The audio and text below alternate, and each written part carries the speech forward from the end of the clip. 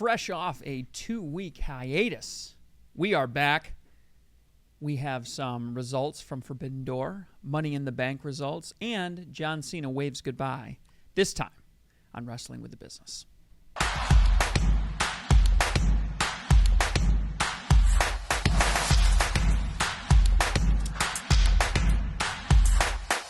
Ladies and gentlemen, children of all ages, welcome back to the world's greatest internet wrestling commentary show. I am your host, the varsity athlete, Jeremy Bodette, and with me, as always, is my partner in crime, Matthew, the Professor Lambert. Back after a 2-week hiatus. Man, we are really reaching the dog days of summer here.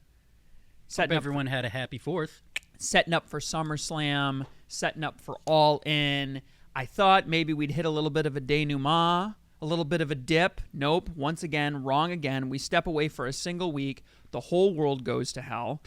Forbidden Door results. Once again, I prove my mettle. I truly am the greatest in the world. You brought it up before we started. How long has it been since you've had the championship? Not long enough. So that streak is going to continue. We'll talk about Forbidden Door.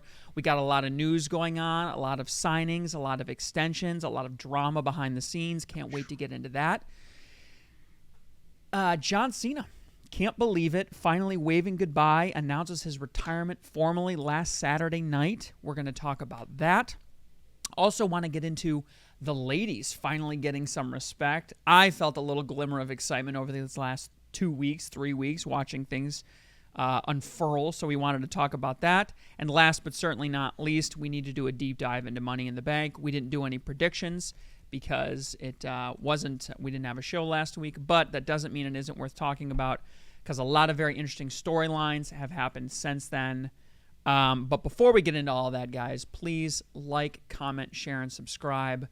Give us a follow on all the major social medias. Some cool stuff happening behind the scenes. Got to tip my hat at Lily, who just put together a new little graphic for us, which we're very excited to premiere. Not sure when that's going to come out, but hopefully it's on this episode. We'll see. Yeah, it'd be great if it's on this episode. If it isn't, hopefully it will be on the next episode, but it looks really cool. I know you can't see it right now, but there is refurbishment that's going on. There are changes going on behind the scenes. You're just going to have to trust us. So come along with us for the ride.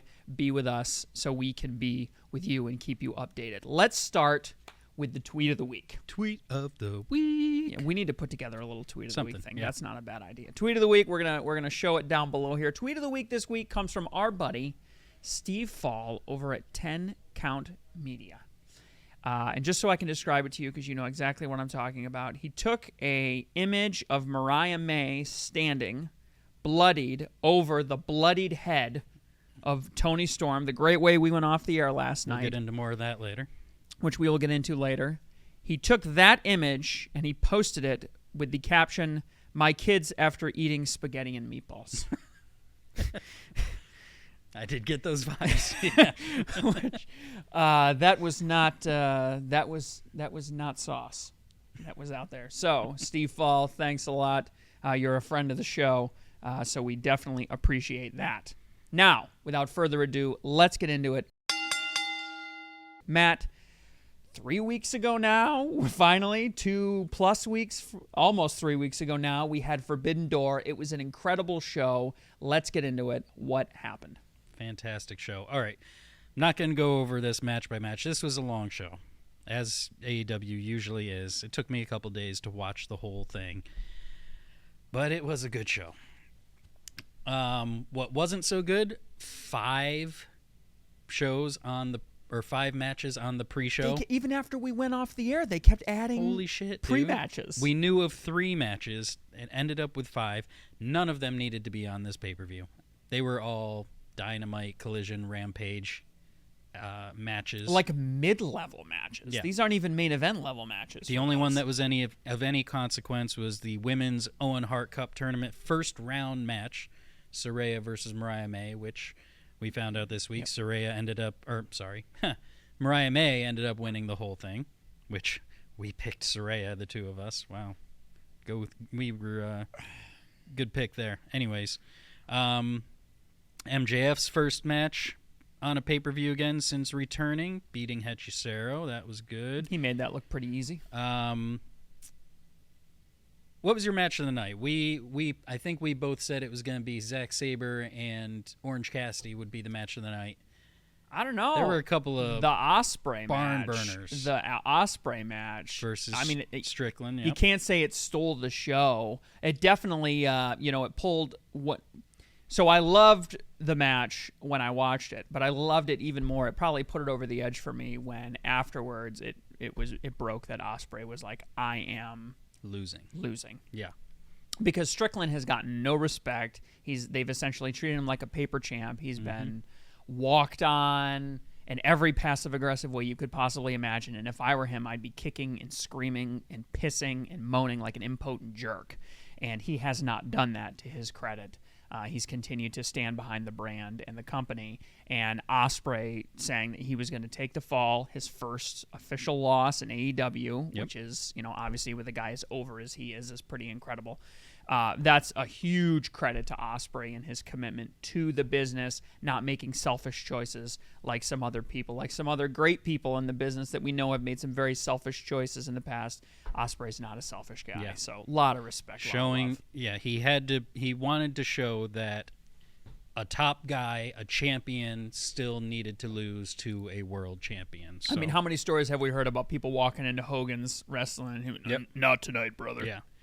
That's not going to work for me. That's not Will Ospreay. So a lot of credit to him. Couple other major standouts. Jack Perry winning the ladder match, becoming the TNT Championship. I think we all saw that coming. That was pretty cool. Yeah. Like I said, Zack Sabre Jr. versus Orange Cassidy, excellent match. Bryan Danielson versus Shingo Takagi, excellent match. Again, an Owen Hart match, which Daniel Bryan ended up winning the tournament this week. How long before Zack Sabre's in AEW? I don't think he will be. Maybe towards the end of his career. You think he likes it over there? He's a New Japan guy. He is doing well. guy. He travels the world. I just want to see him. But yeah, his matches are always phenomenal. Yeah, I just want to see him. Someone else we'll talk about a bit later, Stephanie Vecchio versus Mercedes Moné. Mercedes becoming double champ, and Vecchio, freaking phenomenal. I really didn't know her before this match was announced, and what I've seen from her since then is fantastic. I knew of her, and back when we were talking about guys leaving WWE, not just guys, but performers leaving WWE and then becoming the hottest thing on the market, we talked about how Cody was able to do that, how Monet has essentially dubbed that and became one of the biggest, off-season signings. Mm-hmm. That's essentially what she's done, right? She essentially tried out for WWE, got kicked to the curb, went out, cut her teeth, did the work, developed herself, became a grade A top choice talent, and now she's the pick of the litter, as it were. So, the IWGP World Heavyweight Championship match, Naito versus Moxley. Naito beat Moxley and is new champion. I don't even remember seeing this match. I think I slept through it. I have no idea what happened. This one was not on either one of our lists. Nope. And it performed exactly as we predicted it would. And last bit of news from the show. The whole time I was watching the show, I was thinking, so this is a Forbidden Door. It's a co-branded show, AEW and New Japan. I'm like, how long until Forbidden Door is going to be in Japan? Well, they announced a new show on January 5th of next year, Dynasty in the Tokyo Dome. Co-branded show with New Japan, AEW, Ring of Honor, CMLL, and Stardom. That is going to be a 30-match show. Yeah. I wouldn't be surprised if it's 2 days. It's going to be insane. That's going to be an insane show. Yeah. But the branding's very good. I mean, I've seen some of the advertising for it. The branding looks very good. It looks interesting. Obviously, massive pool of talent. Of talent. So, I don't know. Yeah, it looks very exciting. What do you mean last thing? There's something else you got to talk about. I'm getting to it. Relax. I meant last thing on the show. Oh, okay. All right. Jesus. All right. Fine.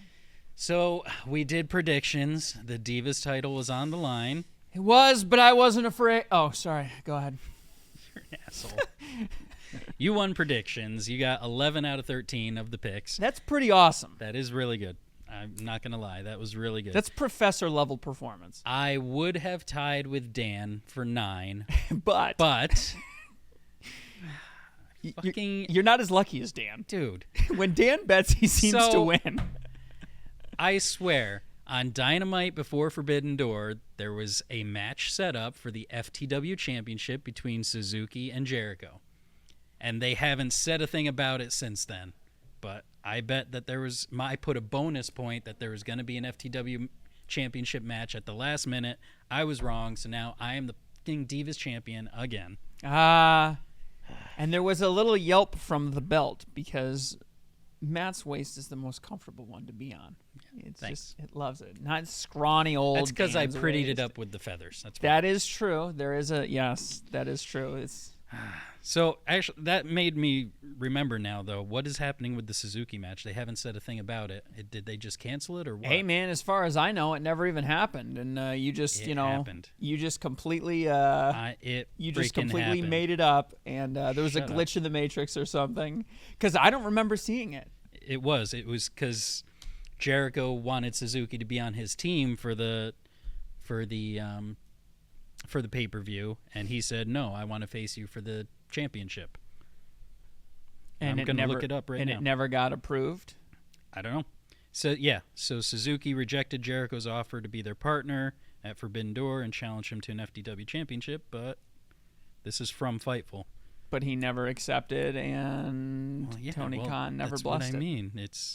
But they haven't even said that in storyline. You know, It's just I'm not surprised fucked at up. all that that's happening related to Jericho. It's so start and stop. How much creative control does he have? I would think a lot. It sounds like he has a lot. This whole living tree, Jericho tree. Learning tree.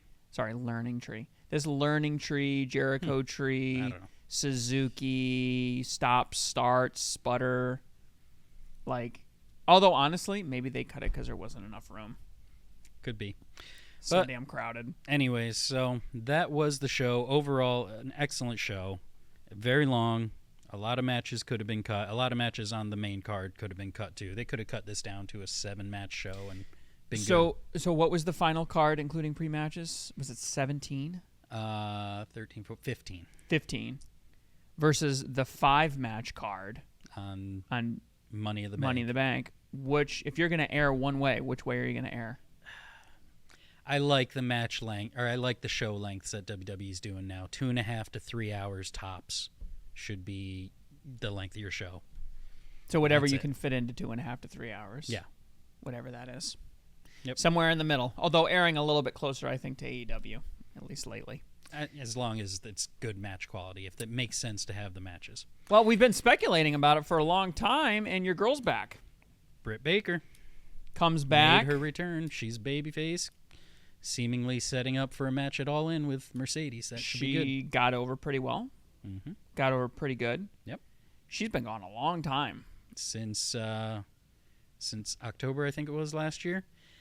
I guess we should talk about it. She came out on Dynamite last week and said, yeah, she was banged up, she was broken, she had some back issues, but she actually had a mini stroke and was out recovering from that. That's major, dude.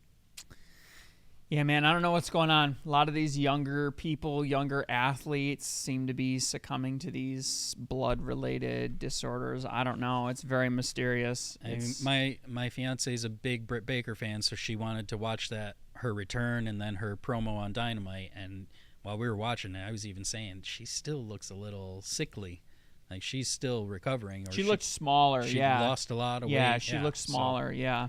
oof, I'm glad she's recovering, but if that's a problem, she's definitely got to take it easy. She's got a on the lot ring. going on. I mean, her stress levels, she's still trying to be a dentist and perform and all that's associated with that. I mean, she's balls to the Plus, wall. probably just dealing with whatever was going with Adam Cole's recovery, too. Of course. Yeah, I mean, she must have been all out, so I give her a lot of credit for it. Glad to see she's back, but definitely I want to see her take it easy rather than, if health is an issue. Yeah, good to have her back. So, with that, let's get into the headlines. We're not going to go over everything from the last 2 weeks, but we'll go over the main topics here. So, WWB in the news.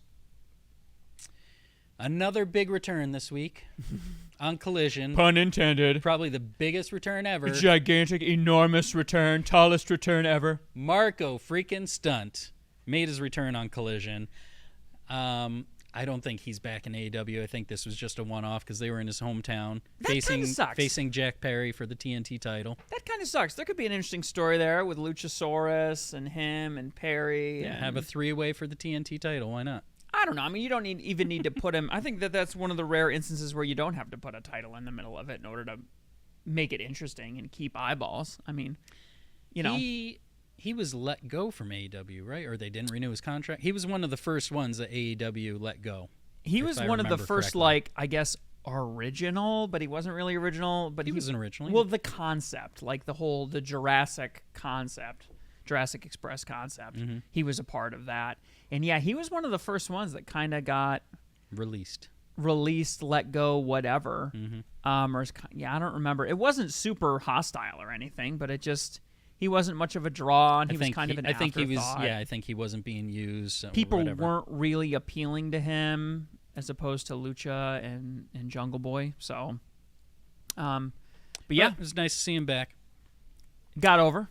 Yep, with the crowd, definitely. So, when the Jurassic Express music started getting played, everyone was like, "What is they going on?" They got confused. Yeah, everyone was really confused for a second. It was cool. Yeah. Speaking of Collision, it looks like Collision and Rampage, there's a possibility they could be moving nights. That's on the table. So apparently Tony Khan is reporting that AEW's in the red zone with WBD for the new deal. Yeah, he gave us an update this week, and basically he was saying that he's very happy. It's just talk. He was very happy with how things are going, very thrilled that it's going to provide long-term security. That's a phrase I heard multiple times used, that it was going to show great returns on the investment in the business. Very excited about the streaming service, the 5 hours of television every week, and the opportunity for expansion into other areas. So he was basically saying that they're basically just like dotting the I's and crossing the T's. And then he was asked as part of a follow-up, like, are we going to see any movement or anything? And basically he was like, anything's on the table. Like, we're going to do what makes sense. Yeah. So they'd have to wait and see if WWE moves, because what other night could they move to where they wouldn't be in direct competition? I think they would probably move one of those shows, Rampage, to streaming. Okay. That would be my suspicion. I think that they would sort of maybe expand it and rebrand it as a Ring of Honor type thing. Ring of Honor Rampage. Ring of Honor Rampage. Maybe extend it to 2 hours. Maybe do like an NXT type thing where you get a little bit of crossover. Oh, MJF is here tonight. That kind of a thing. That could be interesting. Yeah, to try to pull eyes into the streaming service. I'm gonna save that one till the end here. So 2024 is the year of the contract. A lot of people coming up. So it looks like Finn Balor has signed a new 5-year deal with WWE. He's sticking with them. I meant to look up how old he is. Let me see here real quick. I think he's old. I think he's in his early 40s. 39, 40. 42. 40. Yeah, Okay. so this is his So career. this is probably going to be his last contract, I would think. Full-time contract. So this is him. I mean, he is a mid-card guy. Yeah. I don't know whether to call it a success or a failure. He definitely isn't. He can always say he was the first ever Universal Champion. And this is why you need to follow us on social media. On our X, when I saw that, I shared it, and I said, bring back the demon. Bring back the demon. The proper demon. We need to see that again. We need to bring that back, make him interesting. Judgment Day is okay. Split him off, especially if you're going to do like Bad Blood or something like that. You can integrate it really cool into that, or, I don't know. That's one cool way to make it, especially with like the Wyatt Six stuff going on right now and stuff. Like, I feel like they could really make money. The Demon versus Uncle Howdy. You think that could be a thing? He did against Bray Wyatt, so. Yeah, and he lost, right? To the Fiend, right? He didn't do the Demon versus the Fiend, but prior to that, they were supposed to do the Demon versus Sister Abigail, and then Bray Wyatt got sick. Yeah, I mean, they could do something cool with that. I'm trying to find a way to make him relevant because he's a great wrestler, he's a good character, but he's just buried. If this is going to be his last contract, I'm sure we'll see it at some point. He's just buried, they'll offer him a year here, a year here, a year here, and he'll run it out a few more years. But yeah, he's 42 years old. Like, yeah, I don't know. He's going to be 47 then. I don't know. Maybe by then they are a global phenomenon. They ship them back across the ocean. Or they ship him back across the ocean to England, and he's, some important person inside the European organization of WWE. You know what I mean? Maybe. I don't know. So Kevin Sullivan, he doesn't seem to be doing so hot these days. He had an issue recently. Set up a GoFundMe, and donations have been pouring in, up to $50,000 in donations, an additional $10,000 from Tony Khan. That's nice of him. I'm reading between the lines. I'm reading between the lines a little bit here because I couldn't find an official announcement of like what happened, but I got the impression that it might have been something like some kind of a stroke or an embolism or something like that, because they were saying that like they were in a big rush to like save his life and his leg, which to me sounds like a clot or something like that, an embolism. But we saw some pictures. He looked like he was in pretty rough shape. Yeah. And he set up a GoFundMe, and I gotta say, pretty diverse group of people contributing to his GoFundMe, which was kind of cool to see. And he's up around $50,000 right now. Tony Khan just gave $10K, but there was a lot of donations from a lot of really big names from across the industry. So yeah, he's been in the industry for a long time. Good mind for the business. Was Booker in WCW for years. I believe Jim Cornette gave him money. Yeah. I mean, just a very, like I said, diverse group. When you got Tony Khan and Jim Cornette donating to the same cause, it's a pretty good cause because they're not too fond of each other, I don't think. So our best wishes to Kevin Sullivan, his family, and get well soon. Hopefully he does. We need you on more documentaries, Kevin, so don't go anywhere, man. I really liked him on the WCW one on Vice. Great insight. Great industry insight. Absolutely. So tell me, Jared, do you believe? Oh, I am a believer. You're a believer in Joe Hendry? It's working. NXT apparently believes because their ratings have been going up. Their audience... 21% increase in their audience and 60% in target demo with him on NXT. He did a show. He showed up in the Battle Royal a couple weeks ago, and then he was seen in a promo, I think, this past week on the pay-per-view on Heatwave. Yep. So their WWE is definitely looking to do more with him coming up because he's huge. If they don't sign him, they're stupid. I mean, they're back up above 650K, which is a huge increase from the week before. I mean, you could blame the holiday, but July 4th on a Thursday is not really going to hurt you on a Tuesday. So I don't really know what was particularly terrible about last Tuesday, but NXT is the right audience for him. He seems to be getting over really well. And again, if Shawn Michaels doesn't get him signed on the dotted line, I mean, I don't know what his contract looks like with TNA.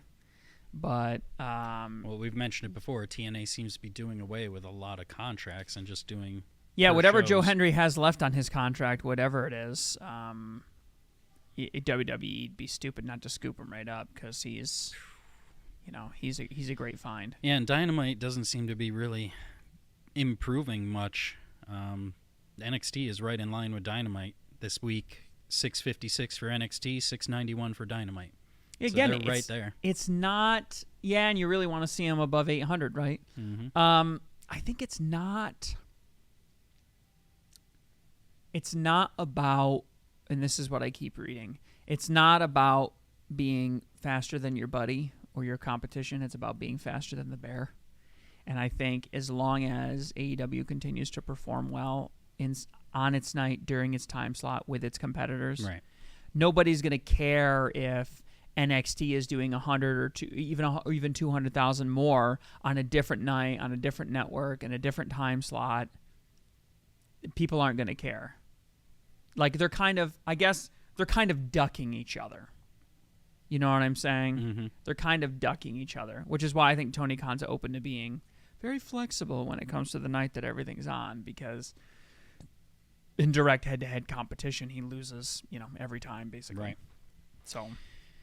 All right, last headline here. We mentioned her earlier, Stephanie Vaquer. After that fantastic match at Forbidden Door, she is apparently signed with WWE. Pretty out of nowhere. Yeah, I'd love to get a look at that contract and see what it says, but not handling the exit particularly well. On July 10th, CMLL and New Japan put out a joint statement saying she was leaving the companies or ending her contract for personal reasons.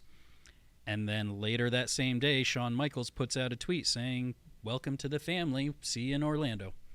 So that seems pretty shady. Well, yeah, and let's give a little bit of context here to the audience. So she tried out for WWE before COVID. I think it was 2018. And she got cut. And to her credit, she went out there and she picked herself back up and she did the work. She went international. She started, I say international, she's from Chile, but she went international. She started wrestling in Mexico, CMLL. She went over to Japan. And she was the CMLL Women's Champion. She was the CMLL Women's Tag Champion. And she got good. She just lost the New Japan Strong to Mercedes. She got good. Very good. And to CMLL and NJPW's credit, they helped build her. Absolutely. They spent the last 5-6 years helping to build her up. And she gets to what is essentially the peak of her career as of this point. And she's holding champion. Yeah, she's holding the CMLL World Women's title. She's holding the women's tag team titles in CMLL, the Strong title, and she gets signed by WWE, and she just up and leaves. And the way that at least I've heard it reported from Dave Meltzer, take it what it's worth, was that CMLL was like, "Hey, we know they want you. Just do the right thing. You know, go to San Jose in a couple of weeks, drop the belts, say goodbye, do it the right way." You know, and she chose to go a different route, and she chose to literally just like announce on Tuesday, "See ya, I'm gone." And yeah, CMLL and NJPW were left holding the bag. So I mean, they can't do contracts the same way in those companies as WWE does. Otherwise, there would have to be some sort of legal thing going on, I would think. Well, because the way they worded it was she was stepping away for personal reasons, so they stripped her of the titles, but then all of a sudden she's signed with another company. That you can write almost anything into a contract. I guess why it's particularly shitty is not only is she holding the belts, but they've been advertising her as the main event for this show for months and months and months. People have bought tickets. Right, yeah, you didn't say that. She was announced for an upcoming show for the women's title. Yeah, Lucha Mania or something it's called. Fantastamania or something? Fantasticamania.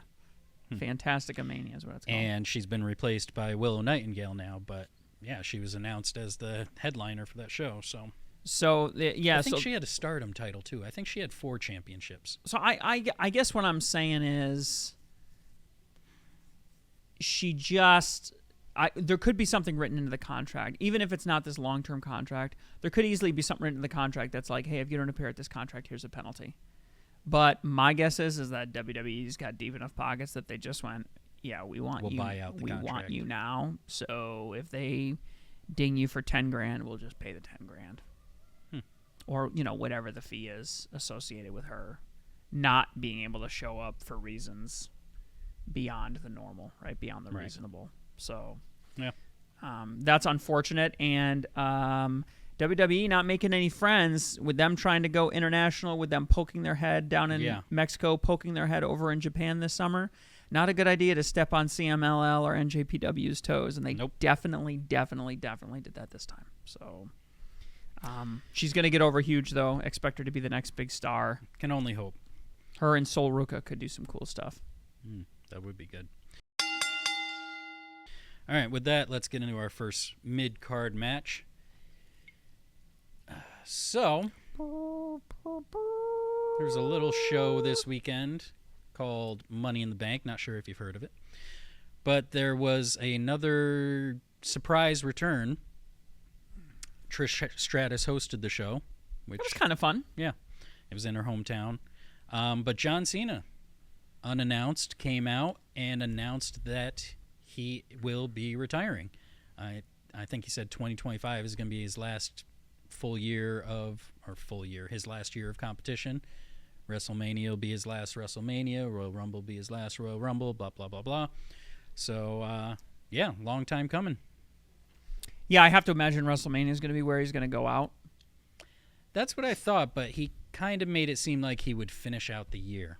Like he'd be at SummerSlam and everything else. I announced that, I saw it announced, and the way I interpreted it was that he was going to have a whole farewell tour. Right. He was going to go around. He was going to have all the matches he wanted to have and all that stuff. He was going to take a break from all the filming and stuff like that so that he could dedicate more time to it.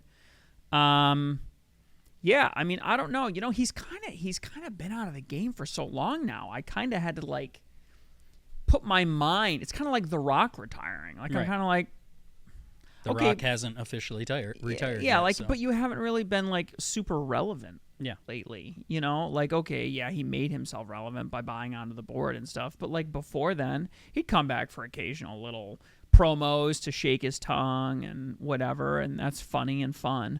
But kind of the same thing with Cena. Like, you know, I think about him with Austin Theory trying to put him over with the USA title at WrestleMania 2 years ago, and it was like, didn't really go over well, and he's had a couple of matches since then here and there, and he's sort of poked his head up, but it felt more like just reminding us that he's there. Right. You know what I mean? As Well, it opposed was like, to... was it last year or the year before he had that one match on SmackDown because he had to have one match that year.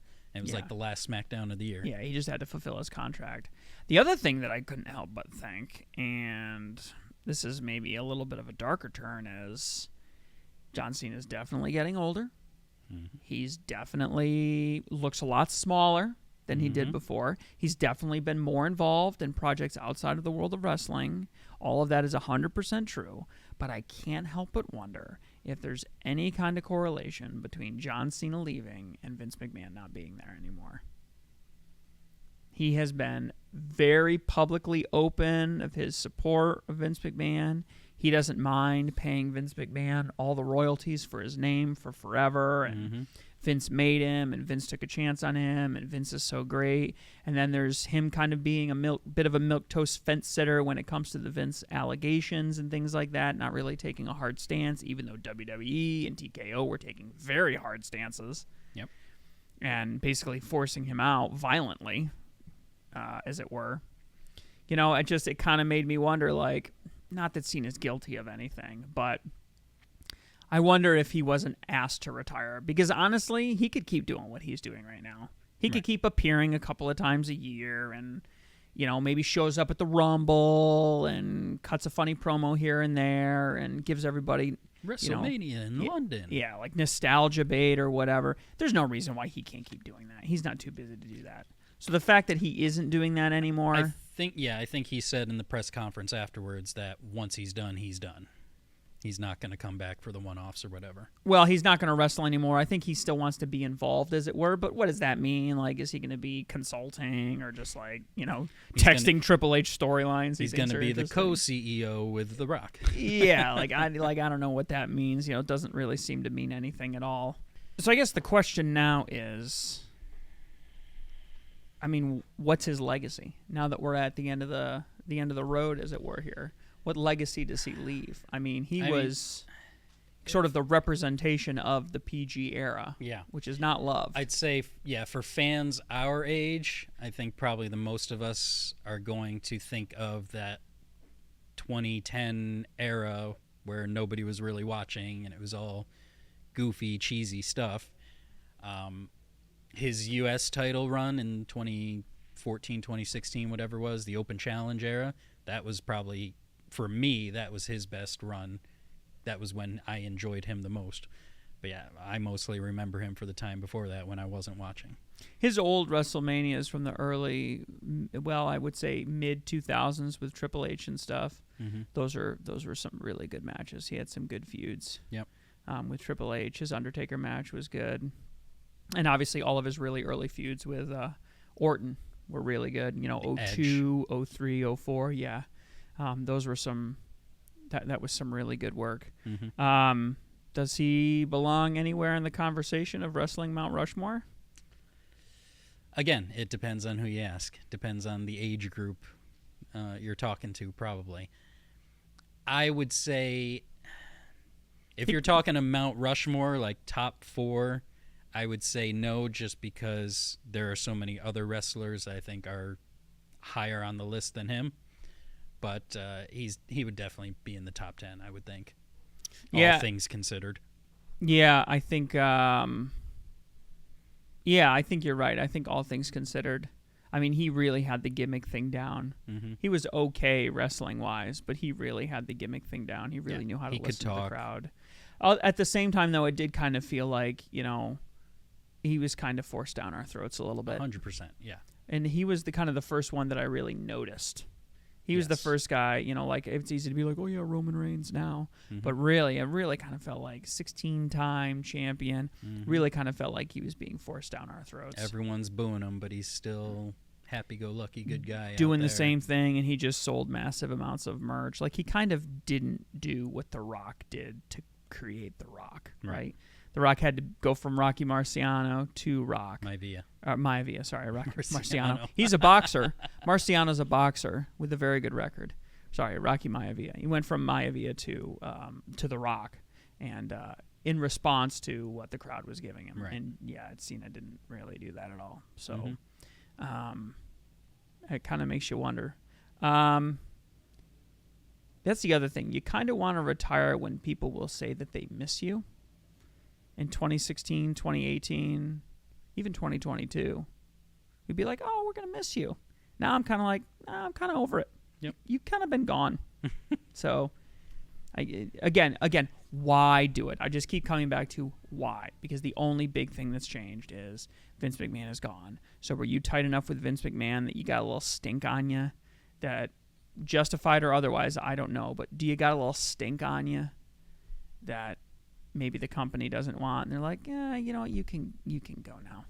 We're not going to pay you $5 million to show up 3 times. I don't know. Kind of makes sense. But all right, with that, let's go into our other mid-card match. Jared, take it. Ooh, it's a new day. No, sorry. Yes, it is. It is a new day, though. We, you and I have been talking back and forth for at least a year now. Yep, about some of our earliest shows were on this subject. The ladies don't get enough respect. They need to get more credit, credentials, time on air. And I have to say, there seems to be a shift. I'm sensing a disturbance in the force. The plot lines that have been going on lately, specifically surrounding the women and the women's matches, the level of relevancy, the intensity that they're showing. I just kind of sat back earlier today and I was like, shit, there is more going on in the women's divisions across, let's just take the big 2 companies, than we've probably seen in a while. In 5 years. So, since AEW's inception, I would think. 5 years, 6 years. It's been since we've seen anything interesting. I thought about Mariah May's great heel turn last night, with the level of violence and gore and just the shock to everybody. Mm-hmm. You take somebody like Toni Storm, who, yes, okay, she comes out of the I still think of her as a heel, and maybe she's a tweener.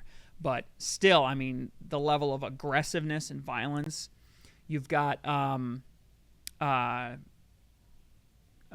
drawing a blank here right now. You've got, no, that's not who I'm thinking of. Oh, Britt Baker. Well, I don't know why I couldn't come up with Britt's name. You got Britt Baker's return, which obviously huge pop, huge relevancy. You've got Rhea Ripley's return, which is basically has resurged Judgment Day as the most interesting thing that's going on in WWE again. Mm-hmm. Basically, when she was gone, they just slowly slipped away into irrelevancy. And this is with Damian Priest holding the World Championship. Yeah. So she's clearly the linchpin of Judgment Day. Clearly that makes her the linchpin of Raw, because it's the most interesting thing happening at Raw right now. And Raw is the best and most popular show. Well, it's not necessarily the most popular, but once it goes on in Netflix, it's going to be way more popular than SmackDown ends up being. And then you've got Mercedes Moné, the biggest independent signing of the year. Maybe her and Will Ospreay kind of going head-to-head there, but a huge signing. She's double champion. And much, much more interesting now that she's a full heel. And she just had the match with Stephanie Vakir And Vikir's now become one of the hottest things in WWE with the drama that's going on with her signing and everything. So it's just like this all ships rise with the tide type of situation. And I guess I just wanted to take our mid-card match this week to, one, pat ourselves on the back because the wrestling is still hot and heavy and good and interesting.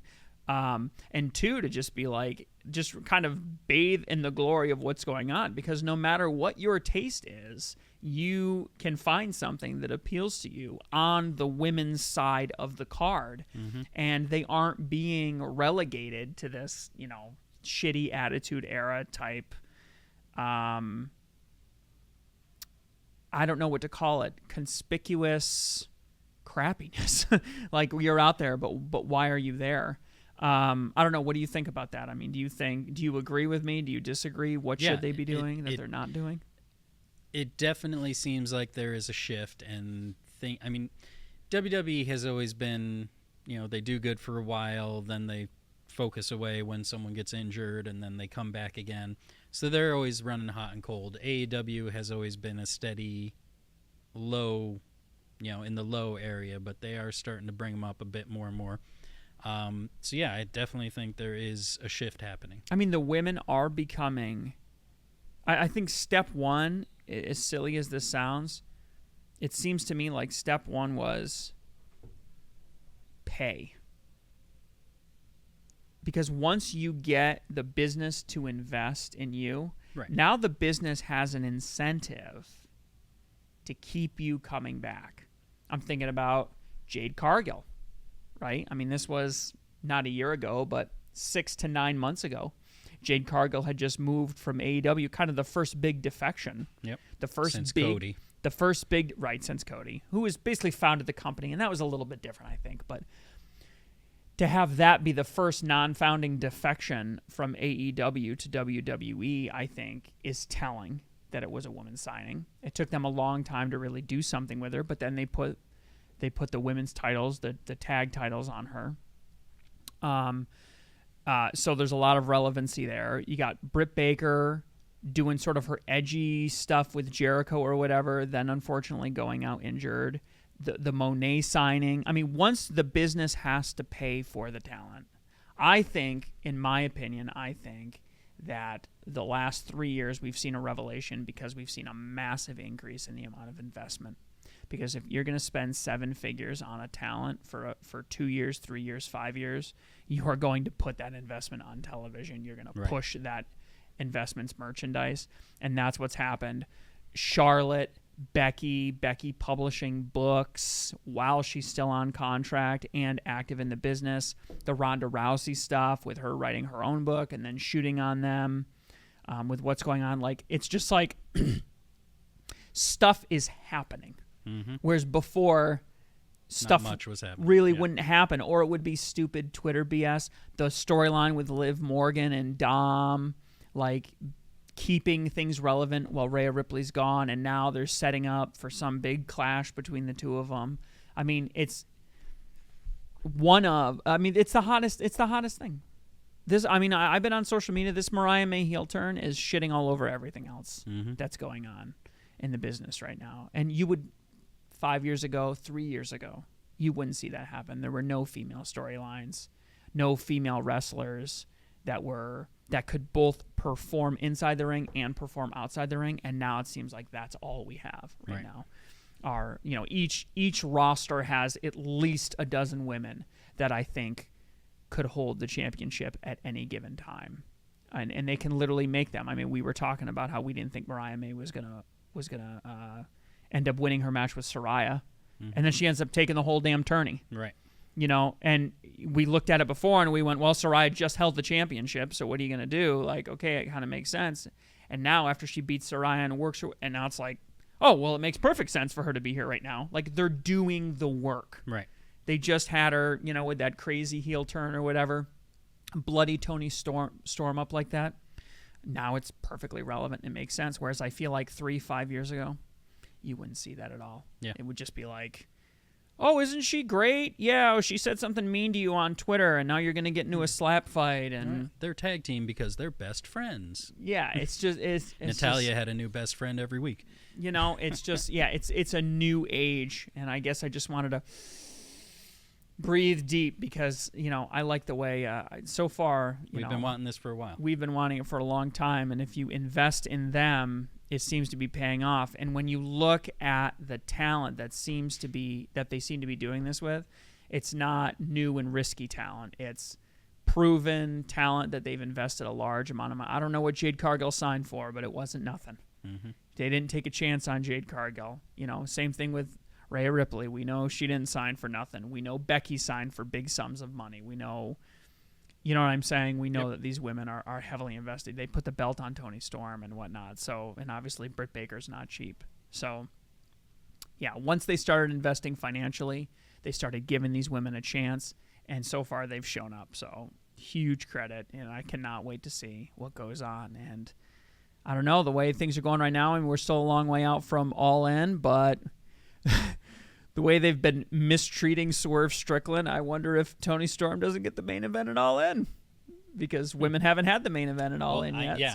So far the TBS champion has always been higher on the card than Toni has. So yeah, I don't think that's going to happen now. Yeah, I suspect not. But even then, it's going to be high up on the card though, right? Because it's going to have a high level of relevancy. So I give him a lot of credit for that. So I don't know. Maybe it's time to introduce some women's tag belts. Maybe it's time to introduce a women's Intercontinental Championship. Well, that was some news this week. Now that you bring that up, WWE does seem to be, it's not confirmed, but they do seem to be moving towards Intercontinental and U.S. titles for the women. Well, you got enough women down there. They did combine the tag belts, which seems kind of weird to me. I don't know why you do that, but they don't have any tag teams. Really. They chose to, but yeah, it seems to make a lot of sense this week. So very excited, can't wait to see what comes next. Let's transition into our ding ding ding main event.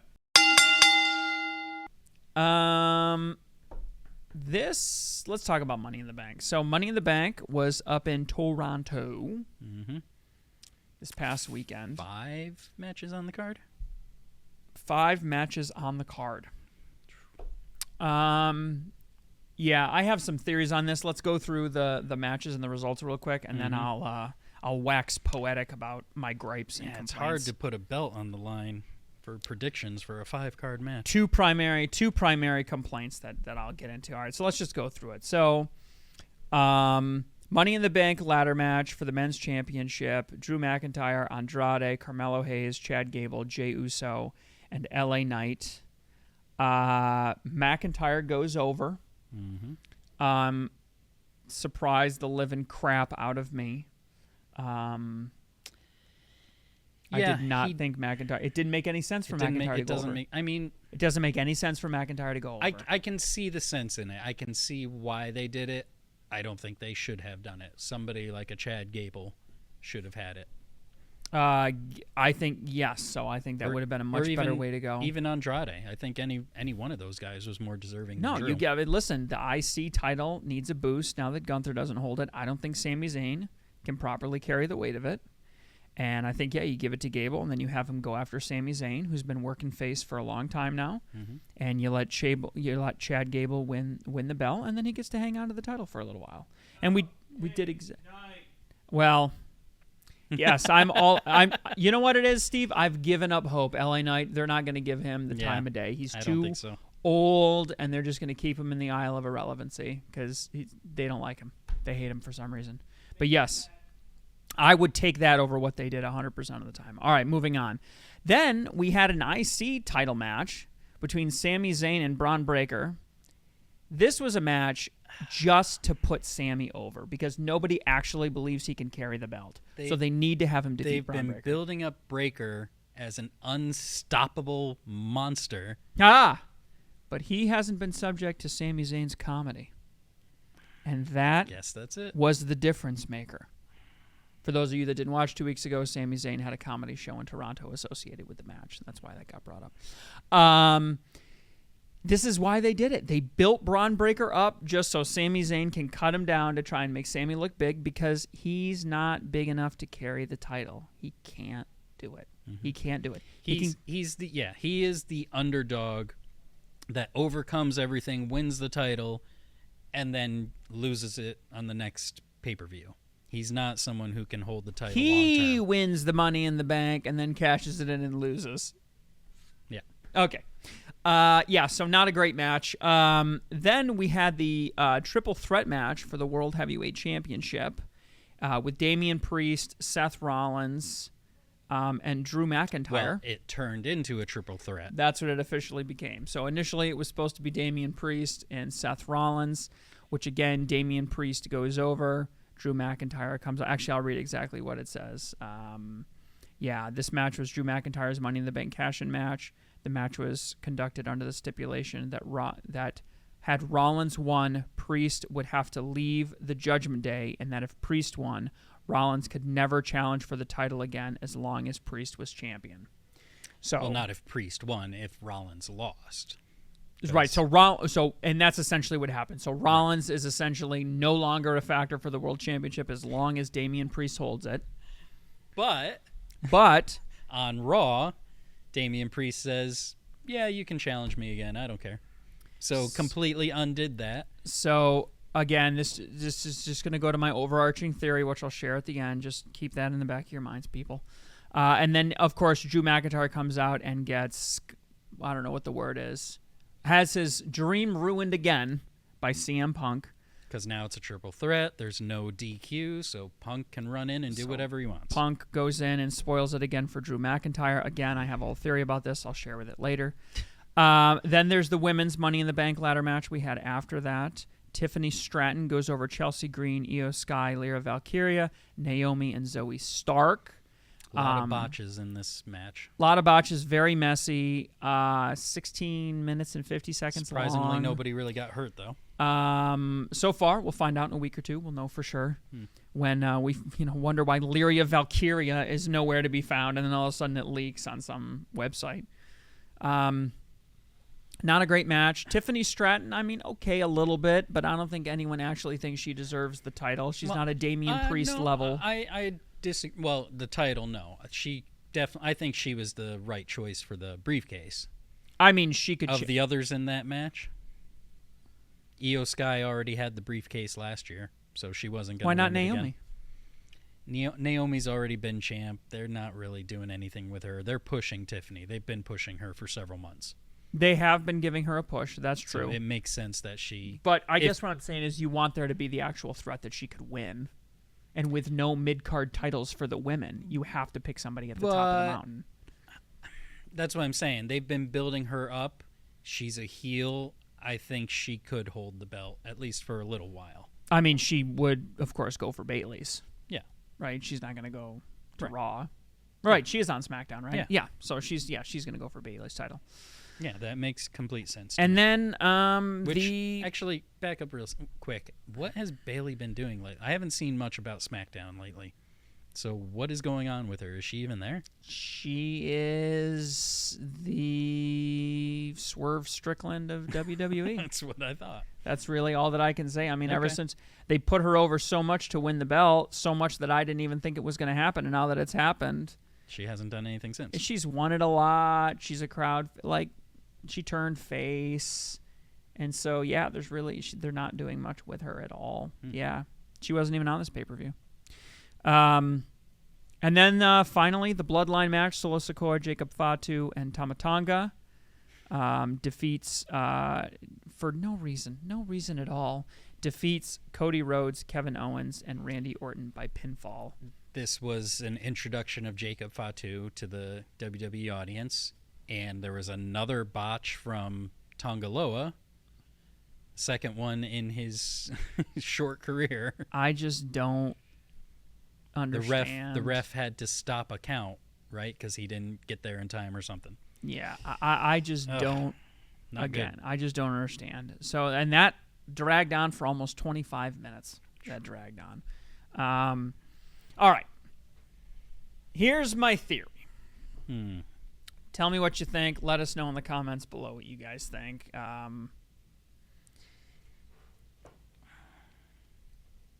Money in the Bank is dead. The concept of Money in the Bank was revolutionary. How many years ago? 15 years ago? WrestleMania 21 was the first one. Near 20 years ago. The first match. I don't remember how long it's been a pay-per-view. Revolutionary. It was so cool. The ladder match at WrestleMania, the briefcase. What a great concept. Wouldn't be surprised at all if that was a Shane O'Mac idea. No, it was a Chris Jericho idea. Was it a Jericho? Not surprised. He's bragged about that for years. Not surprised to hear that either. That's a wonderful idea. It's dead. It's dead. Triple H and the team are literally writing this concept into irrelevancy. Case in point, number one. Drew McIntyre wins the belt for a reason that makes no sense whatsoever to any of us, because the feud that he's in right now doesn't require the belt. So why would you give it to the guy, especially when you've got guys like Chad Gable and LA Knight and Carmelo Hayes and Andrade that could really do something with that belt, especially if they decided they were going to go after a mid-card belt, and that could help raise the relevancy of the mid-card belt, right? Mm-hmm. When you got guys like Logan Paul that have held it for 250 days and have defended it a grand total of 2 fucking times, one of which ended with a dusty disqualification, okay? These belts are on life support. You got Sami Zayn that needs to get propped up by Braun Breaker and still can't do it. I mean, these belts are on life support ever since Gunther dropped the belt. Remember way back when people cared about the IC Championship, when Gunther held it for whatever it was, 666 days, or no, it wasn't that long. But yeah, it was. Was it that long? Yep. Yeah, he held it for right. He set the record. He broke the record. Mm-hmm. You know, back when it had relevancy, the USA Championship, it's been a lot longer since that held any relevancy. But these belts are on life support. But they chose not to do that. They chose to give it to Drew McIntyre. Then what do? Then they say, okay, well, Drew McIntyre, you're going to use it tonight. But Money in the Bank doesn't mean anything. It doesn't mean anything if you have it, so you can just throw it away. So you can create a triple threat match that night, and what are we going to do? We're going to sacrifice this Money in the Bank title. I'm going to call it the title because that's essentially how it's treated. You're going to sacrifice this Money in the Bank title and opportunity so that you can enhance the feud that you have going on right now with CM Punk. He's going to spoil it for you again. But now, guess what happens? Now we're in a situation where the Money in the Bank briefcase has been used the same night that it was won. So what happens? There's no reason to talk about it again. There's no reason to have it on television ever again. There's no reason for it to be used or to talk about it or to even have the threat. Remember when Bayley was doing that this whole last year? Am I gonna? There's no reason to even do that anymore. It's gone now. You don't think Tiffany's going to do that? No, I don't think Tiffany's going to do that. I think that here's probably what's going to happen. Tiffany is either going to use it really soon, and whether she wins it or not is going to be entirely irrelevant. If she uses it and she wins, great. And by soon, I mean like in the next 3 months. SummerSlam. Yeah, in the next 3 months, I think. Either she uses it and she wins the title, and it's like, okay, Tiffany Stratton is now the title holder. Or she uses it and she loses, and it goes either way, it's going to go away for a long period of time. It's going to be gone, okay? And there's going to be no. Now, if she does keep it, I think we're still going to be given the opportunity to forget about it because we're just not going to have her with it. She's not going to hold it. She's not going to use it in any of her promos. We're not going to see the threat of it or anything like that, and it's just going to slowly disappear. I think it makes more sense from a storyline context standpoint to set it up where she uses it and then she either goes over or loses, and then it just disappears. They aren't treating it the way that it should have been treated. It used to be the basis for creating storylines. Now it's being used as the basis to support other storylines. And you don't have an entire pay-per-view around supporting storylines that already exist. You don't have an entire pay-per-view over a concept that it just supports. You could put that on any Monday night, on any Friday night, on any Tuesday night, frankly. I think the only way that this concept stays around is if it gets moved down to NXT. But we are not going to see this concept main eventing, certainly having its own pay-per-view. Now, keep in mind, they're bringing back old pay-per-views. Yep. Bad Blood is announced for October. Bad Blood's been announced. So what a great opportunity. If Bad Blood goes very well for October, you just slip Money in the Bank out. You slide Bad Blood in there as another B-level, C-level type pay-per-view. And Bob's your uncle. Nobody has talked about or seen or thought about the Money in the Bank in 9 to 12 months.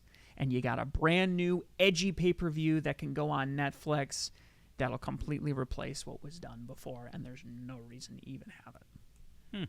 That's my overarching theory. This, I think, either marks the death or the beginning of the death of Money in the Bank, because it is being made irrelevant. This is all very intentional. There's no accidents here. Yeah, I could see that happening. I mean, it's been pretty irrelevant for the last several years. I mean, think back the last couple of years, 2 or 3 years at least, the women were the ones who cashed in on the same night and either won or lost. Before that, I mean, you had guys like Baron Corbin who carried it for a while, and he didn't win. You had Otis carry it for a while, and then he didn't even cash in. I think he lost the briefcase to someone else. So it has been pretty irrelevant. The days of the Edge cash-in, the Seth Rollins cash-in, those have been gone for a little while. So, yeah, I could definitely see your theory. Seth Rollins cash-in wasn't that long ago. When was that? WrestleMania 31. Was it that long ago? Yeah. Oh, my God. Yeah. Shit, I thought that was like 35. Nope. 31. Oh, my gosh. That was the first WrestleMania I had the network. Yeah, I mean, to me, this is just like a death now. And then if you look at the card, you look at the length, you look at the fact that they did it internationally in Toronto. Yeah. Did we say how long the whole show was overall? I can do some quick math in my head here. It was like an hour and a half. Eyeballing it. That's the shortest show they've done. It was maybe an hour and 40 minutes. I mean, think about that. That's like a Disney animated movie length. Yeah. You know, you're talking like 100 minutes right now of wrestling, you know. And yeah, I think I mentioned this a few weeks ago when we were I think it was the last time I was fighting with Dan. He was saying, well, what's the difference? I don't understand why, like, you know, the differences between AEW and WWE. And I'm like, yeah, WWE is giving you something for essentially free. Mm-hmm. So they can give you an hour and a half of content on a Saturday night when they've already given you all of the other content, the other 7 hours or whatever it is a week, plus all the biographies, plus all the WWE Vault, plus all the blah, blah, blah, blah, blah crap they're dumping in your lap. They can afford to give you less than 2 hours worth of content on a Saturday night because they're already giving you all that other stuff, and you're already paying $12 a month for Peacock anyways for all the other stuff that they have. So they're essentially giving you something for free. They're essentially supplementing it.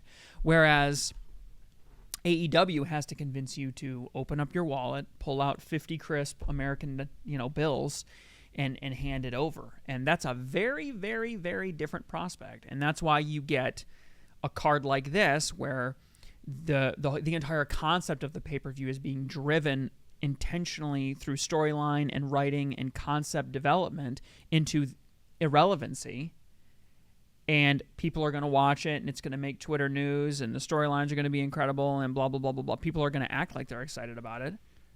And then on the other hand, you have Forbidden Door, where it's this groundbreaking, combination of these two promotions internationally, kind of three almost, working internationally with each other, having incredible wrestling matches with a 15-match card, where every match just barn burner over and over again. It's just nonstop action over and over again because, they charge a different fee. If someone tells you they're going to charge you $1 to plow your driveway and someone's going to tell you they're going to charge you $100 to plow your driveway, in order to get you to fork over that $100, that's going to have to be more than a driveway plowing, right? Mm-hmm. And that's really what we're looking at here. So, yeah, I think this is the end. I think this is the end. And I got to tell you, man, I think these mid-card titles are in big, big, big, big, big trouble. I think they're in big trouble. You know? You give it to a celebrity that's only there. You give the USA Championship to a celebrity that's only there part-time. He has 2 matches in 250 days, one of which has a dusty finish. Sami Zayn defeats Gunther. What?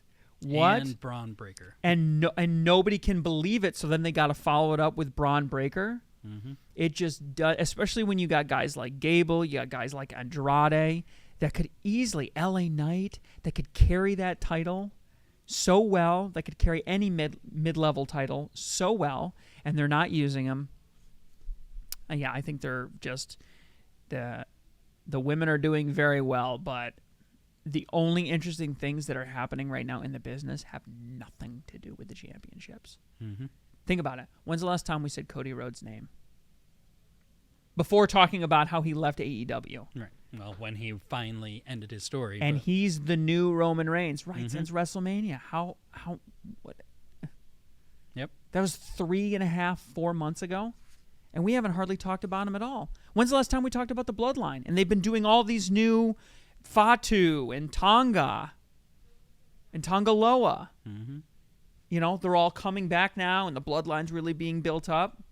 We haven't really talked about that at all because it hasn't really been particularly relevant, you know? And they were in the title picture. I mean, all the interesting things that are happening have nothing to do with the title anymore. And so as a result of that, why is Money in the Bank relevant? Why do we want the title if the interesting things aren't happening around the title? Right.